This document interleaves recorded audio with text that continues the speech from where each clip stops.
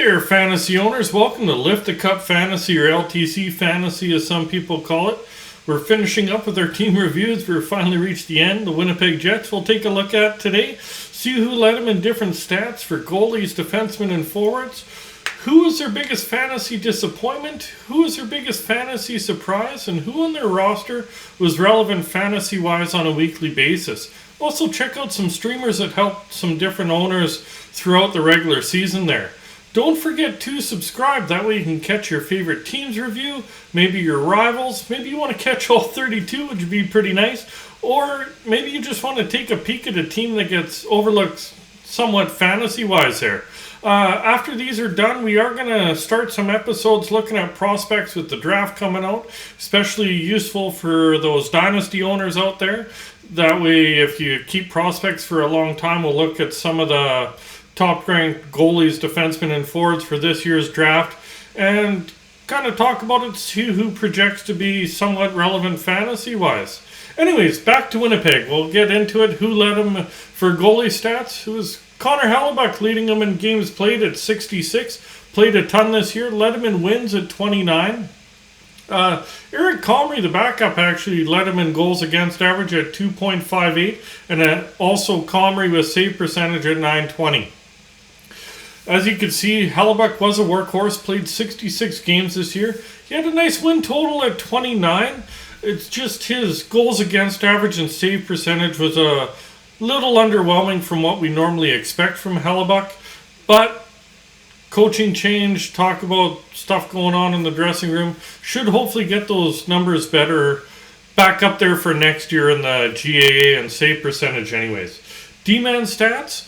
Josh Morrissey led him in goals at 12. Neil Pionk led him in assists at 31. And Morrissey led him in points at 37.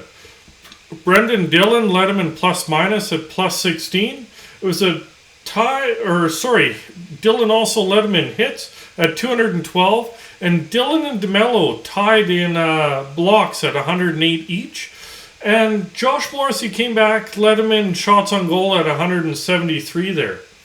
Really, Morrissey, Pionk, and Schmidt all had good fantasy seasons, decent fantasy seasons anyways. Morrissey and Pionk were a little bit better fantasy-wise because they did a little bit more in your other categories that sometimes get you points like shots on goal, blocks, hits, etc. there.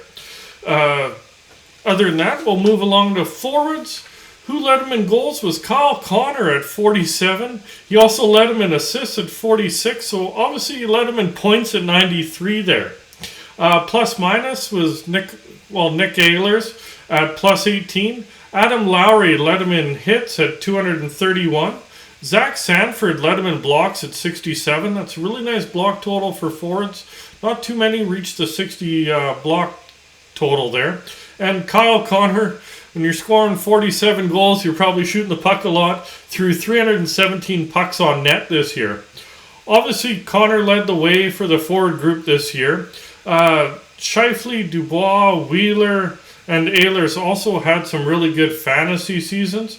And Stastny also contributed fantasy-wise for a portion of the season when he's moved up to the top line there. Now, who was their biggest fantasy disappointment this year? Really no one in particular. There's individual players that all contributed like we expected them to. Overall, it was Winnipeg's season that was disappointing. Doesn't really count fantasy-wise, but you really expected them to be a lot better in the standings going into the year. You figured they'd at least make the playoffs for sure. Maybe not, obviously, challenge for the division title, even though some insiders kind of picked them to. But you definitely expected them to be in the playoffs. And they fell back in the pack, and there's no real reason why other than there's rumors that there's a messy dressing room there, but as fantasy owners, we really don't care about a messy dressing room. Just get us some fantasy points. Biggest fantasy surprise has to be Pierre-Luc Dubois. The last couple of seasons, he just barely got over the 20-point mark. And this year, he put up 60 points. So that's his best season in I believe, 5 years there. He's coming up. RFA wants a new contract. So In that, he also had 28 goals. He really bounced back fantasy-wise and was really a nice fantasy surprise, especially if you got him late in a draft. Probably not drafted in a lot of leagues, so you probably got him early in the waiver wire and held on to him and did very well for you. Who is relevant fantasy-wise on a weekly basis? Obviously, Hellebuck in net when you're getting 29 wins and you're playing in 66 games is definitely relevant there. Morrissey and Pionk on the back end just because they do get you points and they also get you some fantasy value in other stat categories. Anyways, up front, Connor, Scheifele, Dubois, Wheeler, and Ehlers were all relevant fantasy-wise on a weekly basis there.